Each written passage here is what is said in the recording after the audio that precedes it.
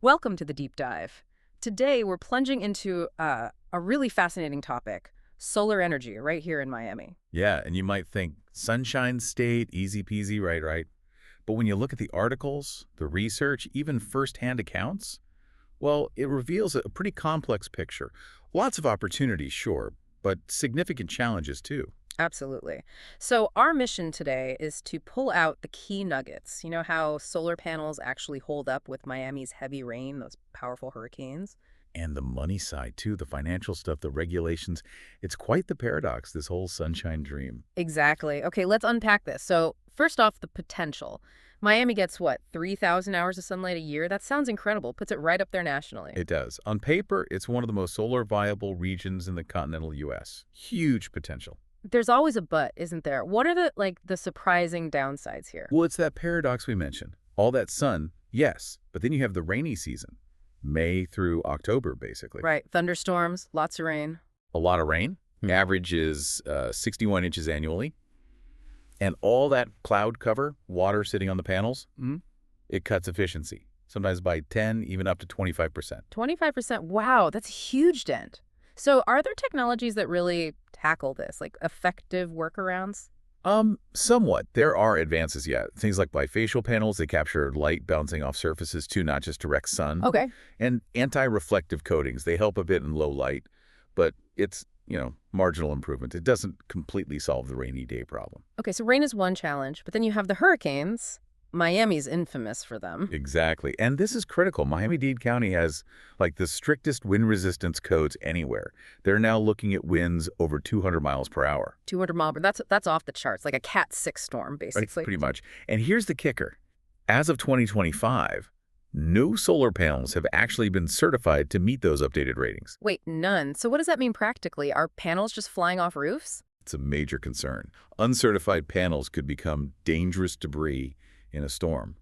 And it makes getting insurance much, much harder.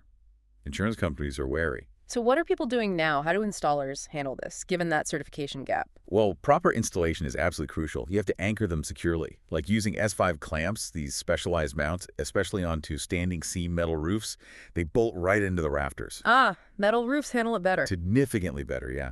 We saw after Hurricane Ian back in 2022, systems on tile or asphalt roofs, if they weren't anchored perfectly, they saw widespread damage. Panels became projectiles. Scary stuff. But the ones on properly installed metal roofs, they fared much better. It really highlights how vital that installation quality is. Okay, so beyond the weather, there's the financial side. You mentioned hurdles there too. What are we talking about? Upfront costs, for one. An average home system, say 10 kilowatts, is running maybe $25,000 to $35,000, and that's before the 30% federal tax credit. Still a big chunk of change. It is. And with interest rates going up recently, the time it takes to pay that back, Yeah. well, it's stretching out. We're seeing payback periods of 12 to 20 years now. 20 years. Oof. And the insurance thing you mentioned. Yeah, that's a huge, kind of unexpected roadblock. Florida's got this broader insurance crisis, right? And it's hitting solar homeowners hard. How so? Some insurers are treating homes with solar panels like commercial properties, meaning you suddenly need a much more expensive business policy, or worse, they just deny coverage altogether. That seems counterintuitive. You'd think they'd encourage solar for resilience. You would think. But that's So they're hitting it from both ends. Less credit for what you produce, more fees just to be connected. exactly. It really undermines the economic argument for going solar. Makes the math much harder. Okay, so are there any bright spots? Emerging tech, maybe? I've heard whispers about panels that work in the rain. Ah, the rain-powered systems. Yeah. Yes, there's research into what's called hydrovoltaics, generating power from raindrop friction. It's very early stages, though, experimental. Okay, not something you can buy tomorrow. Definitely not.